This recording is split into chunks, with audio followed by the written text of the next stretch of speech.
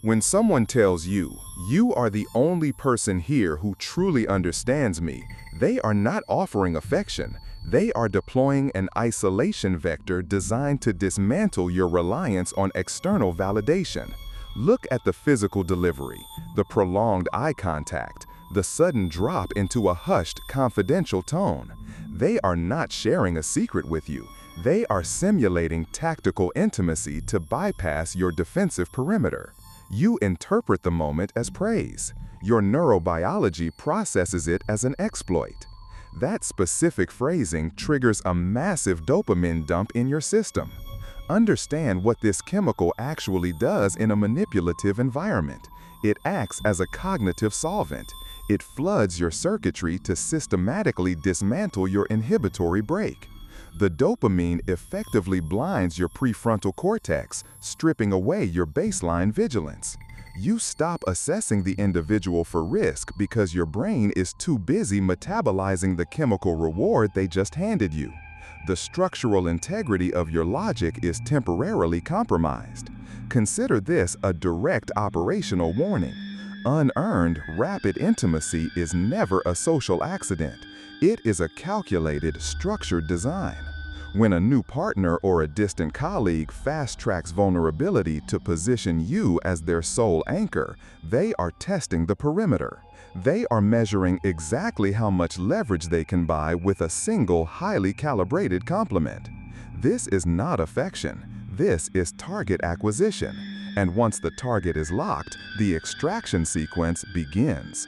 In 2014, while reviewing deposition tapes for a jury consulting firm in Chicago, I watched a defense attorney dismantle a highly credentialed expert witness without ever raising his voice. The lawyer did not attack the data. He deployed hypervalidation. He praised the absolute brilliance of the witness and his unique methodology. He fed the ego so aggressively that the expert became arrogant, expanding his answers far beyond the forensic facts.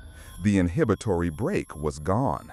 The witness compromised his own testimony because he was too busy enjoying the pedestal the lawyer had constructed for him. That is the leverage loop operating exactly to spec. It relies on a rigid sequence of escalation. Ego validation seamlessly gives way to boundary testing, which exists solely to trigger reciprocity extraction. The mechanism they use to bridge these phases is capability anchoring. They look at you and state clearly that only you can fix this. They bind your self-worth to their immediate crisis. The tactic scales from domestic relationships to international statecraft. Look at Tehran and its current negotiating posture. Iran says a deal on the Strait of Hormuz is close, but is not enough to open the waterway. They offer the illusion of progress to secure temporary tactical compliance while preparing a much heavier demand. The individual manipulator executes the exact same maneuver. They grant you the prestigious title of the savior today to ensure you cannot refuse the extraction tomorrow. Audit your own mental history. Leave a record in the comments and answer this.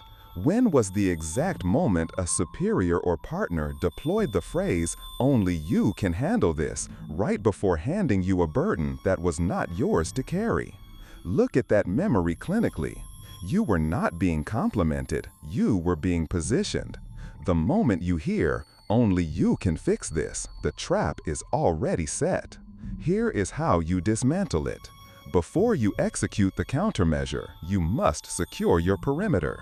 If you are ready to stop operating on blind trust and want to build your cognitive armor, subscribe.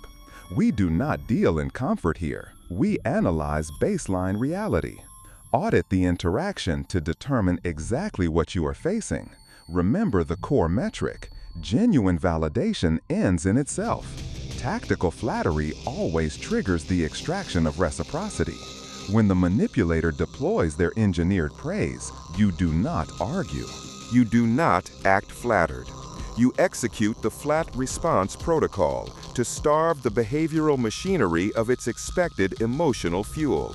Acknowledge and neutralize. Sever the visual connection immediately. Break eye contact to disrupt their ability to monitor your neurobiological reaction. Drop your vocal pitch.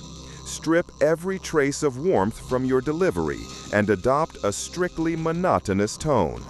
You accept the statement with a single word of thanks. You offer absolutely nothing in return.